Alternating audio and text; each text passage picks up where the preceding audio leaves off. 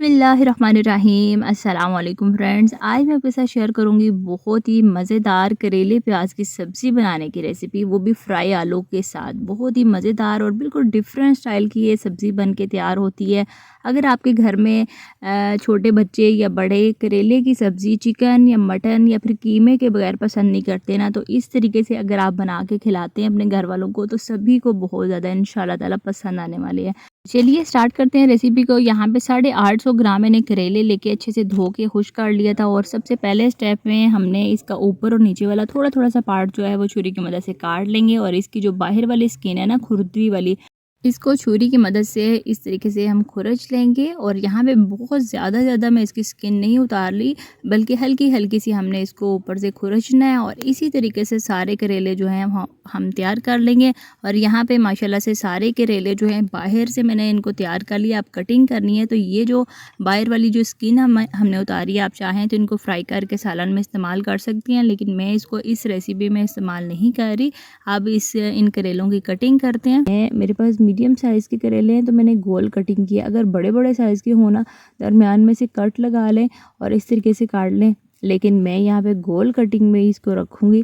तो पहले पूरे करेले को काट लें, उसके बाद ये जो अंदर वाले बीज हैं इनको इस तरीके से निकाल लें।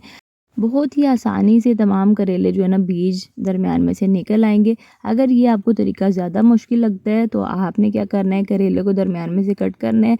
तो किसी चम्मच की नोक से या फिर छुरी या जैम वाली जो छुरी होती है, नाइफ़ होती है, उसकी मदद से इस तरीके से ना दरमियान में इसको रख के, तो इस तरीके से हल्के हाथों से, बहुत ज़्यादा आपने इसको घुमाना नहीं है कि करेला ही फट जाए, बल्कि हल्के हल्के हाथों से इसकी जो अंदर वाले जितने बीज हैं ना, इनको इस तरीके से निकालेंगे तो आराम से करेलों की सफाई हो जाएगी।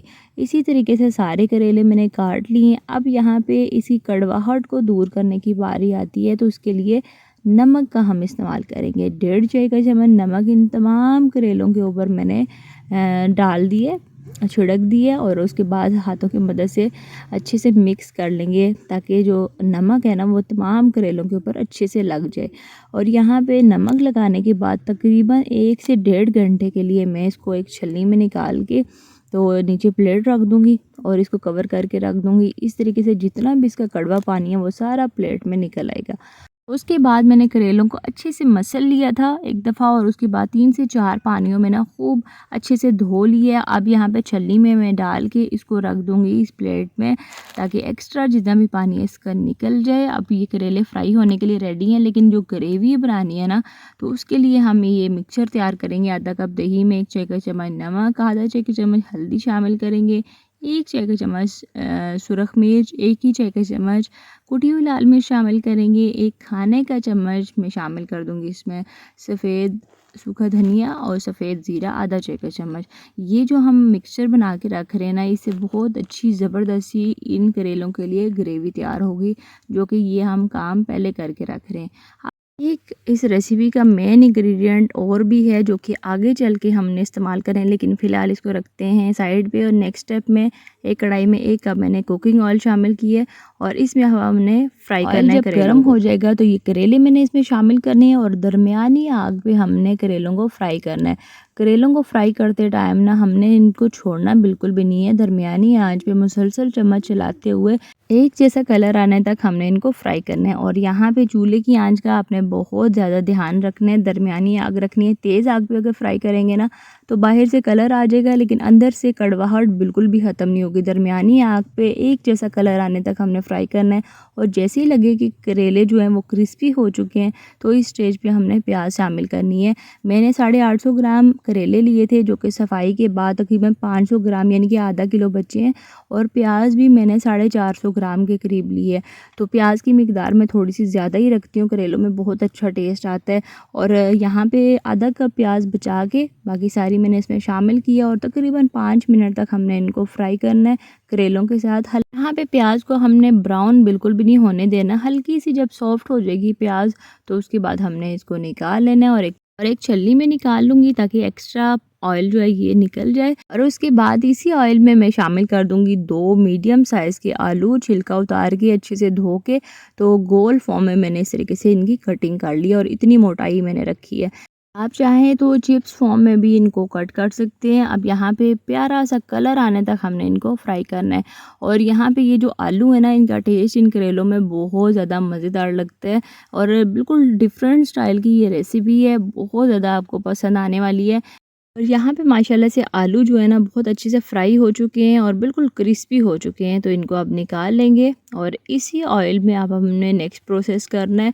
तो 1 खाने का चम्मच लहसुन और अदरक का पेस्ट मैंने शामिल किया है। लहसुन अदरक हमने शामिल करने के बाद इतना इसको फ्राई करना है कि इसका हल्का सा कलर चेंज हो। जैसे ही इसमें से अच्छी सी मज़ेदार सी खुशबू आने लगेगी, तो इसमें मैं शामिल कर दूँगी ये जो दही का हमने मिक्सचर बना के रखा था ना, ये मैंने शामिल करना है। और इसको शामिल करने से पहले चूल्हे की आंच मैंने बिल्कुल हल्की कर ली है, क्योंकि दही शामिल करने के बाद बाजू का तेज़ आग पे जब शामिल होती है ना, तो एकदम से दही फट जाती है। तो जब भी दही शामिल करें, चूल्हे की आंच बिल्कुल हल्की कर दें, तकरीबन 1 से 2 मिनट तक।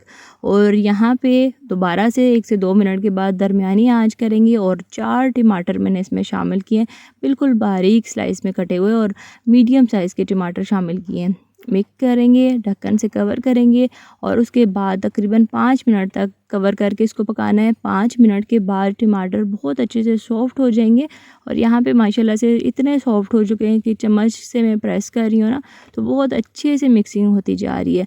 इस स्टेज पे मैं शामिल करूँगी इसमें 1 चाय का चम्मच पिसी हुई सौंफ, जो कि स्टार्ट में मैंने कहा था कि एक और मेन इंग्रेडिएंट है, बहुत ही अच्छा इसे सौंफ से ना इन करेलों में टेस्ट आता है। और 3 से 4 हरी मिर्ची कटी हुई शामिल की हैं, अच्छे से मिक्स करेंगे।